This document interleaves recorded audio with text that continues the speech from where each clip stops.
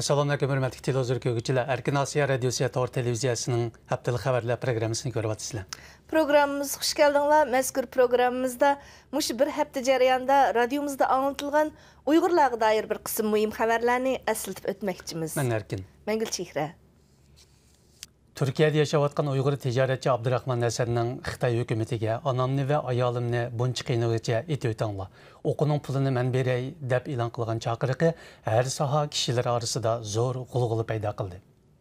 Abdurrahman Hasan bu haqda ma'lumot berib, 30 yil o'qituvchi bo'lgan onasi va ayolining umrida hech qachon siyosiy masalaga chetilib boqmagan insonlar ekanligini ta'kidladi.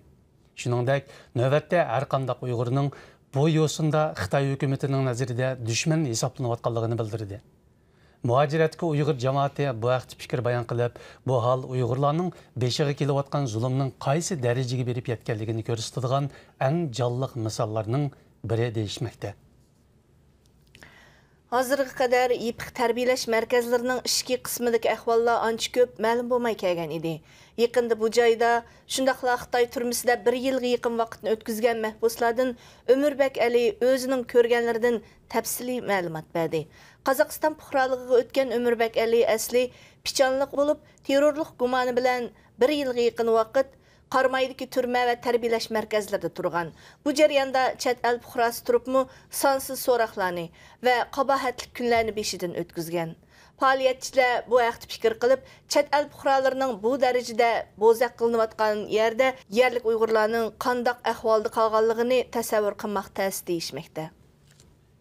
Uyghur diyoridagi asabiylik qarshi turish harakati jarayonida Uyg'urlarning diniy e'tiqodining izchil hujum obyekti bo'lib kelayotganligi ma'lum. Yaqında Xitoy doiralarining yemekliklardagi halol belgilarini ma'ni qilish uqtirishining har qaysi noyalarda jiddiy umumlashtirilayotganligi ma'lum bo'ldi. Mori noyalik millatlar va diniy ishlar idorasining mas'ul kadrlaridan biri bu haqda savollarimizga javob berib, bu uqtirishlarning maqsadi halol tushanchisini ojizlashtirish deb ko'rsatdi.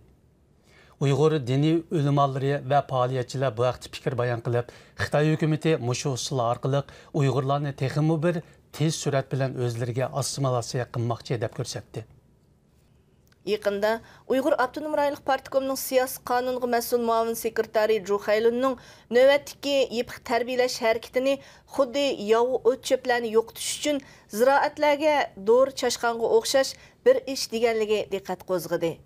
Muxbirimizning ahvol egallashi jarayonida navbatda muqimlikdan voyim yeyotgan Xitoy doiralarining Uyg'urlar diyoridagi siyosiy tarbiyalashni 100% umumlashtirishni plan qilayotganligi ma'lum bo'ldi.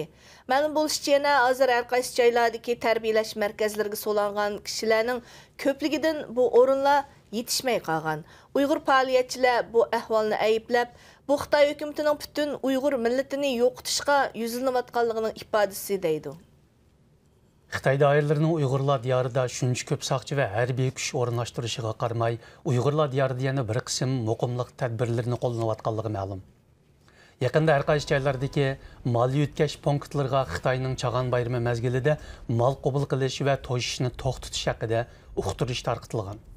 Analizchilar bu haqda fikr bayon qilib, bu xildagi tadbirlar garchi Uyg'ur diyoridagi Xitoylarning tijorat ishlariga daxli qismi, ammo ular Xitoy hokimiyatining manfaati uchun bu ishlarga sukut qilmoqda dedi. Uyg'urlar diyorida hamma joyga yamrayotgan siyosiy bostirish harakatlariga norozilik bildirish uchun muajiratdagi Uyg'urlar turli shakllarda o'z qarshiligini ifodalamoqda. Yaqında dunyoning har qaysi joylaridagi Uyg'ur ayollari ijtimoiy taratqularda bir ovoz, bir qadam to'pini qurgan.